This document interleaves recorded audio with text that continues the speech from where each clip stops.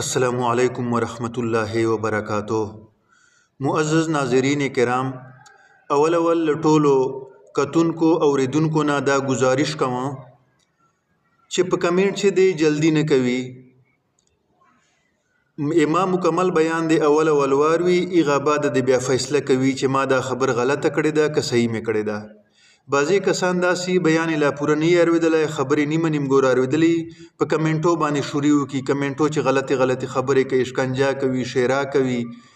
نو اول د سړی مکمله خبر اروي، ایغه بعد د بیا سړی چې کومه دی فیصله کوي. کفر او اسلام فتوی د سړی په جلدی سره نه لګوي. یو سړی لا خبره د سوچ فکر ته مکمل اوریدلای نه ده، ته له مخکې نه په ده باندې کفر فتوی ولګوي. الله دې معافي وکړي. نن خو د هر سړي جیب له فتوو نه ډک ته سټیمپ لګېدلی ده، صرف اتا والنام به پچې لیکي. نو په فتوو لګولو چې دې سړی له جلدبازي نه کار نه اخلي. عرض مې دا کاوه چې نن سبا په سوشل میډیا باندې دا خبره ډیره بڑا چڑا کر روانه ده چې حکومت پنجاب د پنجاب ائمه کرامو ته تنخواګانې شروع کړي دي یا یې وظیفې ورته شروع کړي دي. نو د دې تفصیل دا ده چې 65,000 چې کوم جامع مساجد دي د ایغو ائمه کرامو ته به 25,000 روپۍ وظیفه ماهانه حکومت پنجاب ورکوي، او ورسره چې کومه دی فرمان هم ورکړي دي چې دا فرمان به تاسو ډکوو. خو دا فرمانو چې ډیره مثبته خبر لیکلې ده چې دا کوم تاسو موږ لا بازي خلک مطلب لا اخلي، دا خبر په دې فارم چې نسته ده. په فارم چې دا لیکلي دي چې هر خطیب به مثبت خبرې کوي، مثبت سوچ پساتي، منفي خبرو او منفي سوچ نه به جان بچ کوي. تشدد، انتها پسندي، شرپسندي، فرقواریت، له دغو خبرو نه به چې دا هر خطیب جان بچ کوي. د جمعې په خطبه چې به جمعې په تقریر بیان چې به قرآن بیانوي، حدیث په بیانوي او مثبت خبرې به کوي. او عزتمنو دا کومه خبره چې حکومت پنجاب کړې ده، دغه خبر مفتی کفایت الله صاحب نن 100 سال مخکې چې کومه ده په خپل فتاوی کفایت المفتی چې صفحه نمبر 230 جلد نمبر 3 چې لیکلې ده. مفتی کفایت الله صاحب یو واعظ، یو مقرر پاره د جمعې په بیان چې دا دوه شرایط ایښي دي چې د دوه خبرې پچې کوي. اولی خبرې خو ضرورت نسته چې زه بیانوم، او دوم خبرې دا پچې لیکلې ده یہ کہ لوگ اس تقریر کو رغبت سے سنیں کیونکہ یہ محض ایک متطوعانہ یعنی مستحب یا نفلی فعل ہے، یہ فرض خطبہ نہیں ہے، یہ فرض تقریر، فرض بیان نہیں ہے کہ کوئی راضی ہو یا نہ ہو وہ پڑھا جائے گا. نیز اس تقریر میں صرف وہی باتیں بیان کی جائیں جن کا مذہبی لحاظ سے بیان کرنا ضروری ہو. تقریر میں طعن و تشنیع وغیرہ ہرگز نہ ہونی چاہیے کہ اس سے آپس میں اختلاف اور بغض و عناد پیدا ہوگا. کفایت المفتی صفحہ 230 جلد نمبر 3. عزتمنو مفتی کفایت الله صاحب دا خبر نن 90 کاله مخکې کړی ده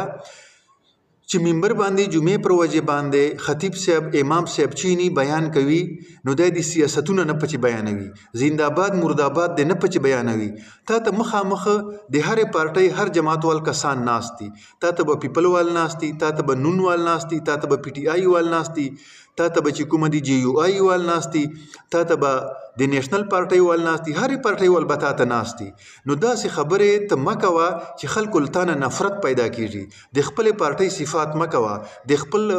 لیډر صفات مه پچې بیانوه. ته چې د کومې پارټۍ سره تعلق ساتې، ته داسې خبرې کوه چې هغه له قرآن سره تعلق ساتي، له احادیثو سره تعلق ساتي، چې ته مشکلات ځان ته نه کې جوړ، معاشرې ته نه کې جوړ، خلکو ته نه کې جوړ. طارق جمیل صاحب لکي مروت ته دلته راغلی و،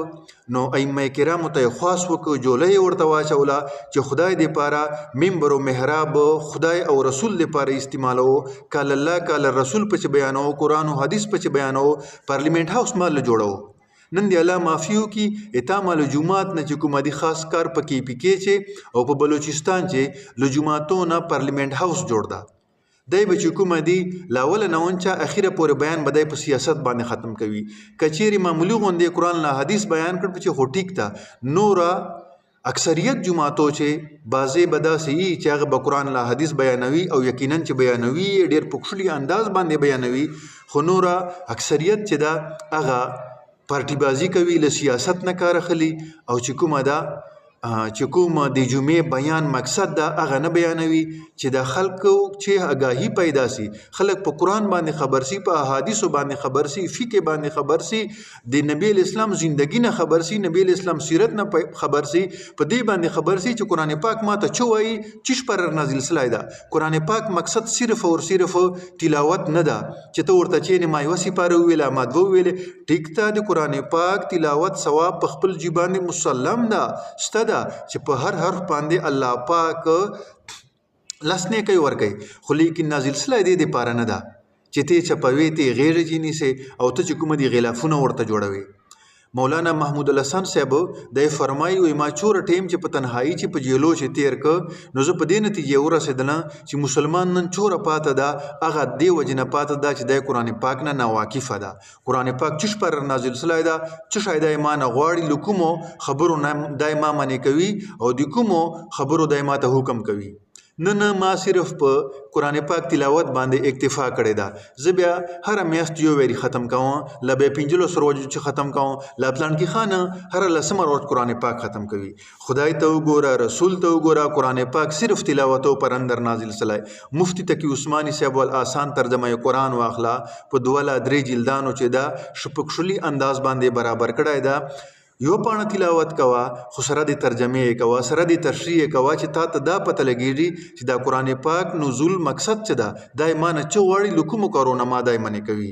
نو سړی د قرآن پاک په مطلب باندې جان پوی کوي، احادیثو په مطلب باندې د جان پوی کوي چې نبی اسلام د احادیثو دوره غټه ذخیره ده، دا مانه څه غواړي، څه یې مقصد ده، نه دا چې زه ګرځې جمعه په سیاست باندې تیره کړم. نو خبر مو عزتمنو دا کوله چې حکومت پنجاب دپاره د پنجاب حکومت چې کوم 25,000 روپۍ وظیفې اعلان کړی ده، بعضې کسان بیا دا خبرو کې وي دا خو 1 ارب روپۍ دي، 1 ارب روپۍ چې 1 میاشتې ورکړي بیا ډېرې دي، چې 2 میاشتې ورکړي بیا ډېرې دي. د جوماتو امامانو نه خو ته پته وکړه چې چوره په غربت زندګي تېروي دو 5,000 ل 8,000 ل 10,000 روپۍ تنخواه ورکوي، ورسره وظیفې ورکوي. نو په دغه باندې دو گزارای حال ده، ته په خوشحالي سره زندگی تیروي. دا کوم کسان چې د دې وظیفې مخالفت کوي ته یې غونه پته وکړه ایغه به چې کومه د بینک بیلنس ښه ډېري، ایغه سره به ګاډي لینډ کروزرې به یې سره بنګلې به یې هر قسم سهولیات به یې، ته یې امامانو نه خو پته وکړه چې هغه د دې مخالفت کوي. هغه چې کومه دي بیا موږ دا خبر کوو، دا خبرې په میډیا باندې روانې دي چې دا 25,000 روپۍ د پنجاب حکومت ورکوي، دغه دو ته وظیفه نه ورکوي، دا د دو ضمیر کوي، دا د دو ضمیر نه کوي چې لږ کې گزاره پر روانه سي، گزاره یې حال ښه سي، خپل ضروريات په پوره کوي، دی پرې چې کومه دی ورکوي. ولې چې کومه دی خپل سیاست تاسو موږ په چمکاو کوو په دې خبرې باندې چې دغه حکومت پنجاب دو ضمیر کوي. بیا دا خبره چې دو ته په هغه چې دا لیکلي دي چې تاسو به چې کومه دی حق خبر نه کوو. اما په کې پکې چې تقریبا 7 کاله اوسلو چې د ائمه کرامو تنخواګانې چالو دي، حکومت وظیفه ورکوي، چې چیرې مې داسې عالم نه وکاته چې هغه په خولې باندې بیان لګولی حق خبر نسی کولی. الحمدلله په لوسپیکرو باندې تاسو مجار وو چې کې پکې چې چوره علما دي هغه واړه چې کومه دي ډنکی کې چوٹ پر بات کرتے ہیں، صفا خبرې کوي، حق خبرې بیانوي،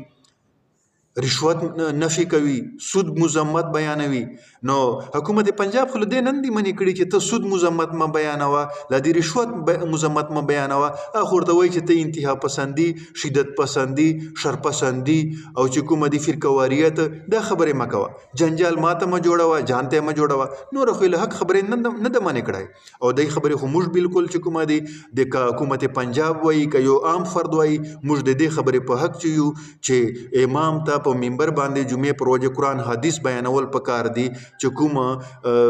محارم دي، کوم شیان الله پاک حرام کړي دي، کوم شیو حکم رته کوي هغه دي بالکل بیانوي، چې کوم ضروري مسائل دي موږ خو دې خبرې پاک چې یو پاتس له جنگ جګړې شر فساد دغه په حق چې موږ نه یو، نه نن یو پوچې نه سبا یو نه کال بعد یو. حکومت پنجاب دا خبر کړی دا چې کوم غټ غټ مفتیان کرام دي که هغه د هندوستان دي که د پاکستان دي که تقي عثماني صاحب دا هغه دا وایي چې جنگ جګړې شر فساد عادي په منبر باندې نه بیانېږي. نو ښکلې خبرې کړې ده او موږ چې کومه د دې تایید کوو چې حکومت پنجاب کوم قدم اخیستی ده ډېر ښه قدم اخیستی ده. بیا عزتمنو تاسو موږ دا یوه خبره ډېره ټینګه نیولې ده چې د علماو په تنخوا چې برکت وي چې شي برکت رای سره ودرېږه په کیسې باندې جان پوی کا په 2008 چې ما په حقانیه چې جامع حقانیه اکوړه خټک نوشیره چې دوره حدیث کاوه نو یو چو غټان خوش کسانه مفتی سیف الله صاحب تراغله ورته فرمیلې ویجی تاسو په تنخوا چې برکت وي. مفتی کفایت الله صاحب ډېر ښکلی جواب ورکړ ورته ویلې دا ما والا برکت جنه تنخوا ته واخله اته چې دا 3 لک روپۍ تنخوا اخلې لا 2 لک لا لک اخلې دغه ما ته راکړه. بیا ورته وخندل چې شي برکتي مفتی سیف الله صاحب ورته ویله وایي وریجو ته مو زړه کېږي پلاو ته مو زړه کېږي زردې ته مو زړه کېږي بیا دا وګورو چې موږ خو 5-6 زره تنخوا ده که دا زردې روښې په چې خورو بیا به څرنګه دا کال په چې تېروو. بیا چې کومه دي دا لکه موږ ښه جامې په چې اغوندو ښه سهولتونه ځان ته پیدا کړو په چې اول بیا پیدا کوو په چې شي که بیا قرضې واخلو پیدا یې کړو پرې کوو به یې له چیش نه. نو عزتمنو تنخوا چې برکت نسته ده علماو معززو خلکو چې کومه دي خپل جان لستونی نیولی چې بې پردې نسو دو کښلو بوټانو ته زړه نه کېږي دو جامو ته زړه نه کېږي دو سهولیاتو ته زړه نه کېږي ګاډو ته یې نه کېږي خو دا دو افورډ کولی نسي دو چې یې نه څه شاید. نو علماو چې کومه دي د کوم ائمه کرام دي که هغه د KPK ول دي که د پنجاب ول دي حکومت ډېر ښکلی قدم اخیستی ده ډېر ښکلی کار یې کړی ده چې نه چې بیا دو لاړه پر روانه سي. ولې تاسې چې کومه دي مخالفت کو دونه خو پته وکړو چې دوی دغه شي مخالفت کوي دغه مخالفت خو KPK چې اوس دا د نن چې کومه دي په KPK چې واړه ائمه کرام اخلي که نه بلکې تر دوره پورې چې بعضې جوماتو چې جمعې لمونځ نه و شوري سلایه نن چې کومه دي جمعې لمونځ په چې شوري که بیا مخکې به مولوي صاحب چې کومه دي په جومات چې کال تیر که لا بیا 2 تیر که داسې ډېر جوماتونه وه اوس 10 کاله کېږي ما نه دي اورېدلي چې پلانکي خان مولوي صاحب جومات پرېښه ځکه نه پرېږدی چې له 70,000 خپله تنخوا ورته میلاو کېږي وظیفې ورته میلاو کېږي سالن ورته میلاو کېږي 10,000 روپۍ حکومت ورکړي دوره اخیستو چې شی ورته میلاو سي چرمنو ټیم چې شی ورته میلاو سي کمې تستري ته چې شی ورته میلاو سي نو د پوره کار په وسي. نو الحمدلله په دې باندې موږ ډېر خوشحال یو لاک لاک شکر په ادا کوو چې KPK حکومت دا قرباني وکړه پنجاب حکومت دا قرباني وکړه. اوس موږ د سند حکومت نه د بلوچستان حکومت نه دا گزارش کوو چې د خپلو ائمه کرامو ته تاسې هم تنخواګانې سټارټ کو چې دو ګزارې حال بهتر سي. KPK حکومت نه دغه گزارش سوشل میډیا په ذریعه باندې زه کوم چې د KPK چوره ائمه کرام دي 10,000 تنخوا هیڅ شی نه ده. پنجاب حکومت چې 25,000 اعلان ورته کولی سي ته 20,000 اعلان ورته وکړه که بیا نه بیا 15,000 که ورته کم از کم 15 خو ورکوه. بیا چې کومه دي چې څرنګه خپل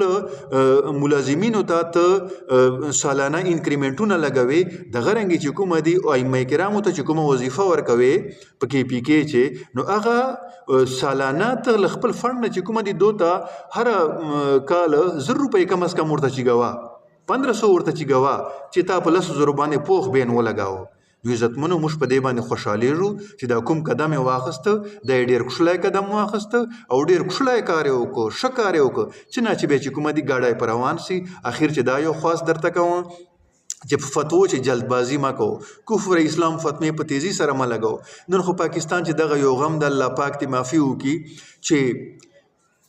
چا اختلاف تر سره پیدا سی بیا ورته دغه پیغمبر پسې وژغېد سړی پیغمبر پسې نه یې ژغېدلی زه د ختم نبوت په حق چې یم بیا ورته قید اعظم پسې وژغېد قید اعظم پسې شکنجه وکړلې موږ په کلي چې یو کس و بیا پټواري ته ورغی پرچه یې په جوړوله پټواري پیسې له غوښتلې د ورته یې وایي زه بیا نارې کوم چې د پلانکي خان چې کومه دي قید اعظم پسې وژغېده بیغه وته خدای دې پاره چې نارې نه وکړي خلک مې سره مړوي حکومت چې کومه دي پرچر باندې کټ کوي نو پرچه داسې انتقال داسې ترته جوړوم خدا ټکای مه کوه. نو نن تاسو موږ سره دا 2 هتیار دي لا چې کومه دي کفر فتوا په لګو لا ورته یو پیغمبر په شان چې ګستاخي وکړه لکه د اعظم پسې وژغېده. دا چور غټ بهتان ده چور غټ الزام ده چې تخپل سیاسي مفاداتو دپاره دغه چې کومه دي طریقې استعمالوي. نو دا خبرې د سړی نه کوي له دغه د سړی جان بچ کی په کفر فتوو چې د سړی چې کومه دي جلدبازي نه کوي. امام ابو حنیفه رحمت الله علیه فرمایي چې په یو سړی چې کته یو کم سل نقشې د کفر مندې کې ایو نقشه د اسلام په چې منده کې مسلمانی په چې منده کې بیا په د باندې کفر فتوا ملګوا اسلام پلا ورچکوا. نن دی الله معافي کی تاسو مړی کفر پلا ورچکو.